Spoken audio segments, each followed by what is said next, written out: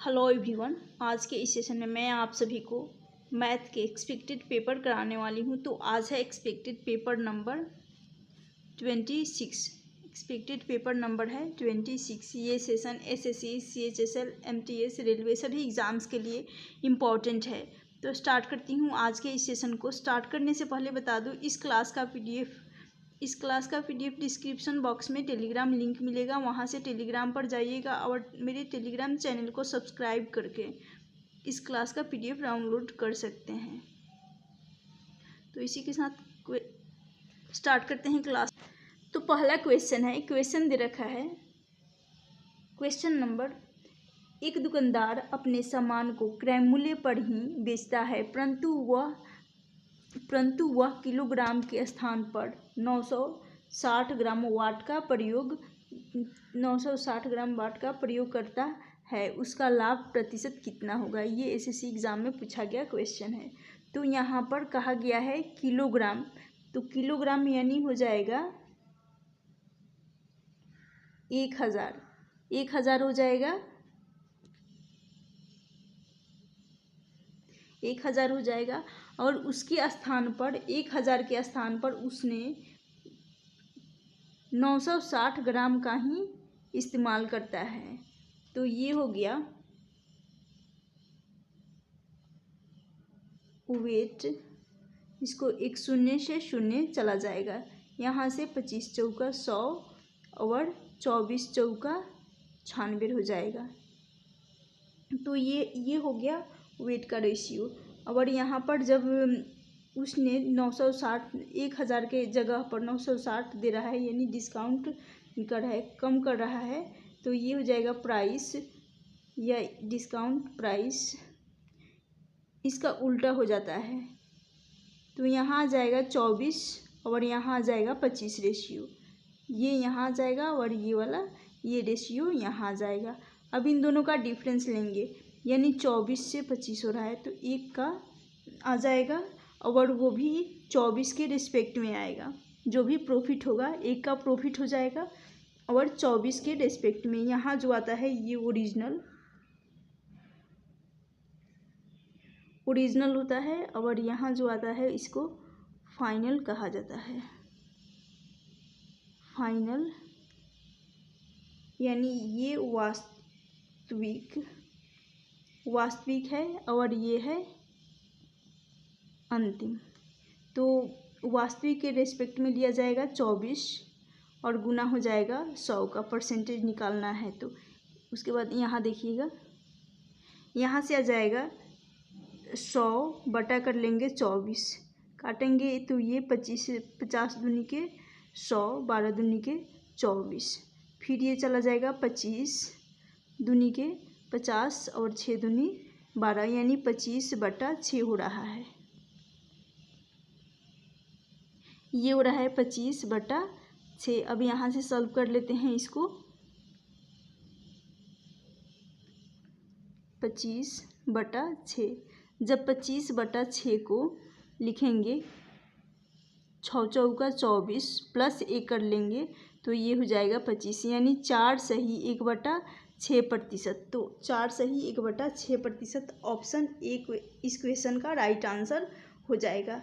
ये बेहद ही important question है। चलती हूँ नेक्स्ट क्वेश्चन की तरफ। आशा करती हूँ क्वेश्चन आप सभी को समझ में आ गया होगा। नेक्स्ट क्वेश्चन है, क्वेश्चन दे रखा है पाइप ए किसी टैंक को 10 मिनट में और पाइप बी 20 मिनट में भर सकता है। एक खाली करने वाला पाइप जो कि 132 लीटर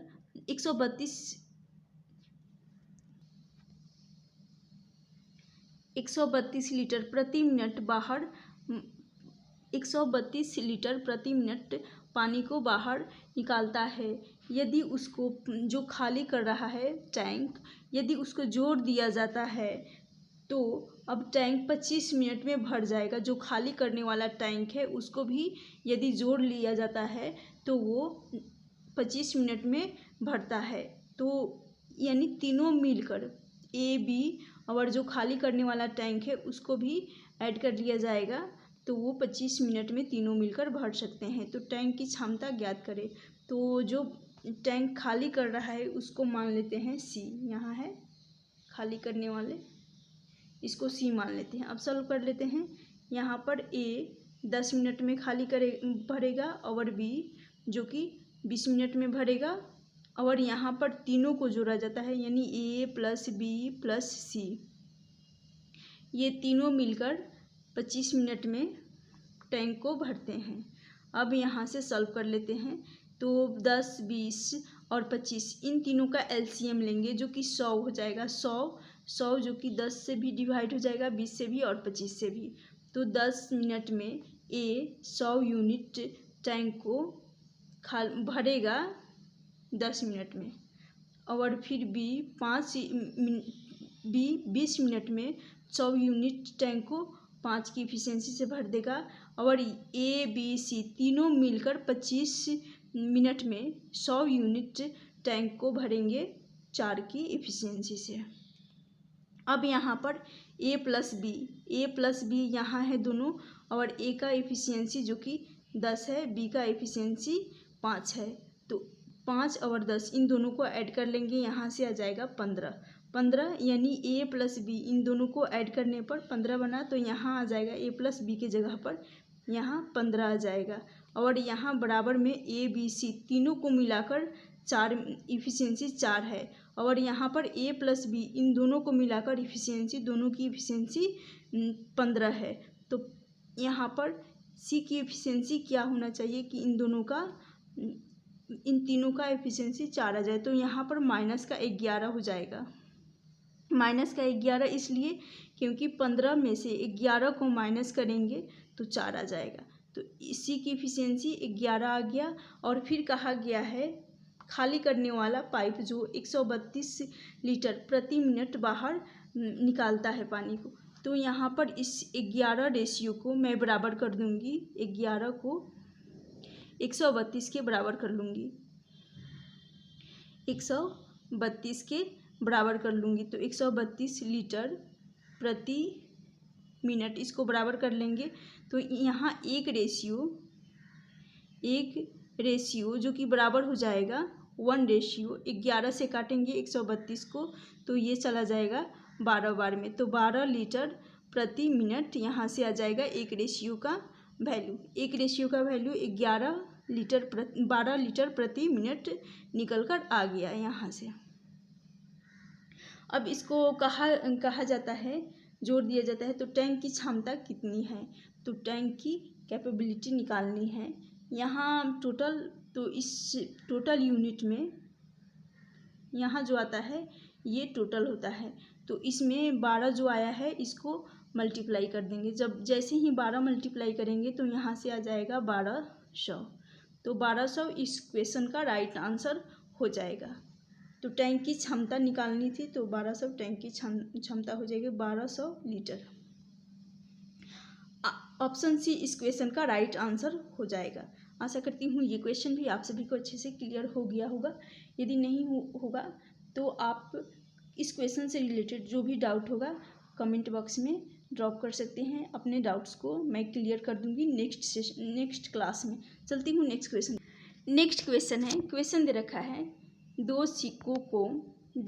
सिक्कों को एक साथ फेंकने पर कम से कम एक चीती यानी एक हेड आने की प्रायिकता क्या है। एक हेड आने की प्रायिकता हमें निकालनी है। तो यहाँ पर 2 सिक्का है, तो सॉल्व कर लेते हैं। एक बार तो हेड आने की प्रायिकता पूछी गई है, तो यहाँ पर हेड और हेड को ले लेते हैं। 2 सिक्के को उछाला जाता है, तो एक पॉसिबिलिटी जो कि हेड और हेड का हो गया, और एक फिर हेड और टेल का हो गया, और उसके बाद फिर टेल और हेड ले सकते हैं। उसके बाद टेल लेते हैं, और उसके बाद फिर ले लेंगे। ये 4 पॉसिबिलिटी जो कि बन जाएगा। 4 पॉसिबिलिटी यहाँ पर हेड एक बार आ जाएगा, एक बार हेड और टेल आ जाएगा, एक बार हेड और टेल आ जाएगा, एक बार टेल हेड और एक बार टेल। तो यानी टोटल 4 संभावना बन जाएगा। टोटल 4 संभावना तो बटा में हो जाएगा। टोटल नीचे आता है हमेशा। टोटल जो होता है 4 पॉसिबिलिटी बन रहा है, और ये जो डिनोमिनेटर में आता है वो हमेशा टोटल आता है। तो ये 4 हो जाएगा, 4 संभावना। अब कहा गया है इस 4 में से हेड आने की प्रायिकता क्या है। तो हेड एक तो यहाँ आ रहा है, हेड, और फिर यहाँ पर एक और एक यहाँ पर, यानी 3। तो ये हो जाएगा 3।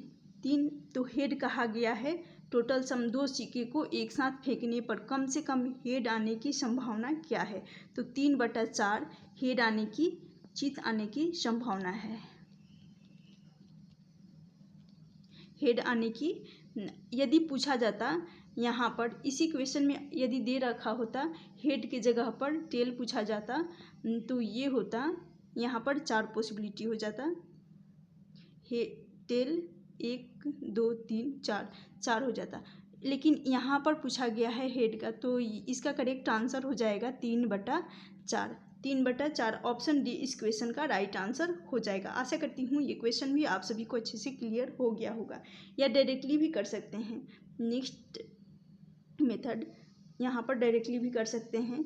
2 सिक्के को उछाला जा रहा है, तो एक हेड और एक टेल, यानी ये दोनों को मिलाकर 2 हो गया, यानी 2 सिक्के। तो डिनोमिनेटर में 4 रहेगा, राइट। यहाँ पर डिनोमिनेटर में 4 रहेगा, और 2 सिक्के उछाला जाता है तो एक बार हेड आ सकता है, और फिर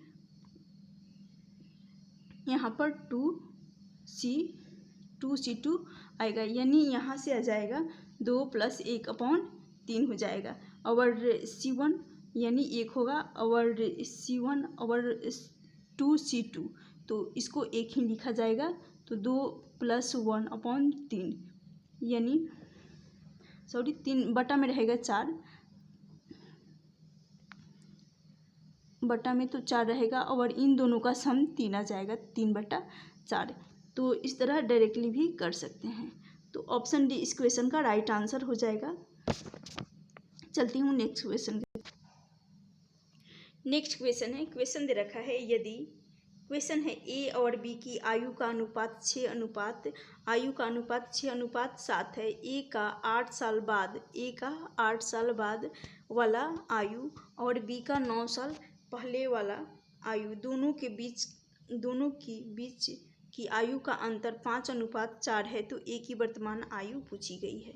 तो यहाँ पर ए ले लेते हैं और बी, ए और बी। ए का जो कि 6:7 है, ए का है 6 और बी का है 7। कहा गया है ए का 8 साल बाद, तो यहाँ पर आ जाएगा, बाद है तो प्लस हो जाएगा 8 साल बाद, और फिर कहा गया है प्रेजेंट से 8 साल बाद, यानी प्रेजेंट से हमें 8 साल बाद पर जाना होगा, तो +8 हो जाएगा। और यहाँ पर फिर बी का है 9 साल पहले, तो प्रेजेंट से 9 साल पहले पर, यानी 9 माइनस का 9 यहाँ आ जाएगा। और दोनों के बीच की आयु का अंतर 5:4 है, तो 5:4, ए का है 5 और बी का है 4। अब यहाँ से इस क्वेश्चन को क्रॉस मेथड से कर लेंगे। यहाँ पर सबसे पहले जब क्रॉस मेथड लगाने से पहले इन दोनों रेशियोज का गैप देखा जाता है। तो यहाँ है 6 और 7, इन दोनों का गैप आ रहा है 1 का। जब यहाँ पर सेम गैप होना चाहिए और यहाँ पर भी गैप सेम होना चाहिए, यानी सेम गैप आ रहा है। यहाँ पर भी 1 का 6 और 7 का डिफरेंस 1, और 5 और 4 का गैप 1। तो जब डिफरेंस गैप सेम आ रहा है तो इसमें क्रॉस मेथड लग सकता है। यदि नहीं रहता तो इसको मल्टीप्लाई करके सेम करना होता। तो 6 × 4 करेंगे तो यहाँ से आ जाएगा 24, 6 चौका 24, और फिर यहाँ पर 7 × 5 करेंगे तो यहाँ से आ जाएगा 35। अब 35 - 24 करेंगे तो इन दोनों का डिफरेंस लेंगे तो यहाँ से आ जाएगा 11। तो यहाँ से आ रहा है 11 रेशियो, 35 और 24 का डिफरेंस 11 रेशियो का आ गया। अब फिर यहाँ पर प्लस का 8 है और माइनस का 9 है। ए का है 8 साल बाद और बी का है 9 साल पहले। तो अब इसमें इस 4 से प्लस का 8 में मल्टीप्लाई कर लूँगी, और फिर इस 5 रेशियो से माइनस के 9 में मल्टीप्लाई कर लूँगी। 8 × 4 करूँगी, 8 और 4, तो यहाँ से आ जाएगा 32 आ गया, और फिर प्लस हो जाएगा। यहाँ पर 5 × 9 करेंगे तो 45 हो जाएगा। 45 आ गया। अब इन दोनों का सम करेंगे तो सम करेंगे यहाँ 5 2 7 हो जाएगा, 4 3 7, 77 आ रहा है। इस 11 रेशियो के बराबर कर लेंगे 77 को, इस 11 रेशियो के बराबर कर लेंगे तो 11 से 77 चला जाएगा 7 बार में। तो यानी यहाँ देखिएगा 11 रेशियो बराबर 77 करने पर एक रेशियो का मान निकल कर आ जाएगा, एक रेशियो बराबर हो जाएगा 7 के, एक रेशियो का मान 7 आ गया। अब पूछा गया है यहाँ पर पूछा गया है ए की वर्तमान आयु। तो ए की प्रेजेंट एज, जो कि इसी को बेस रेशियो जो कि प्रेजेंट एज हो जाएगा, इसी को प्रेजेंट एज माने हैं क्योंकि इसी से कंपेयर किए हैं 8 साल पहले, 8 साल बाद और 9 साल पहले, इसको प्रेजेंट एज मैं लिखना भूल गई थी। ये हो जाएगा हमारा प्रेजेंट एज का, ये हो जाएगा प्रेजेंट एज का इसका रेशियो हो जाएगा। तो प्रेजेंट एज का रेशियो है ए का 6 और बी का 7 है। तो ए का यहाँ पर पूछा गया है ए का प्रेजेंट एज जो कि है 6, तो 6 × 7 करेंगे तो यहाँ से आ जाएगा 6 × 7 करेंगे तो 42। यदि पूछा जाता तो 42 इस क्वेश्चन का राइट आंसर हो जाएगा। ऑप्शन डी इस क्वेश्चन का राइट आंसर हो जाएगा। इस क्लास की पीडीएफ की बात करें तो इस क्लास का पीडीएफ डिस्क्रिप्शन बॉक्स में टेलीग्राम लिंक मिलेगा और टेलीग्राम लिंक पर जाइएगा, मेरे टेलीग्राम चैनल को सब्सक्राइब करके इस क्लास का पीडीएफ भी डाउनलोड कर सकते हैं। तो इस क्वेश्चन का आंसर हो जाएगा ऑप्शन डी, यदि ए का पूछा गया है वर्तमान आयु। यदि बी का पूछा जाता, यहाँ पर ए की जगह पर बी का प्रेजेंट एज पूछा जाता तो इस 7 का मल्टीप्लाई कर देते, यहाँ बी का प्रेजेंट एज आ जाता 49 जो कि बी का आ जाता। लेकिन यहाँ पर ए का पूछा गया है तो ऑप्शन डी इस क्वेश्चन का राइट आंसर हो जाएगा। चलती हूँ नेक्स्ट क्वेश्चन की तरफ। नेक्स्ट क्वेश्चन है एलसीएम एंड एचसीएफ का क्वेश्चन है। क्वेश्चन दे रखा है एचसीएफ का क्वेश्चन है, एलसीएम का नहीं, सॉरी। तो एचसीएफ का क्वेश्चन है क्योंकि कहा गया है सबसे बड़ी संख्या जिसके द्वारा 1657 और 2037 को भाग करने पर शेष 6 और 5 रहता है। तो सबसे पहले यहाँ पर जो शेष आया है 1600, जो शेष है इस क्वेश्चन में शेष जो दे रखा है उसको 1657 और यहाँ लिख देते हैं 2037। 2037 में से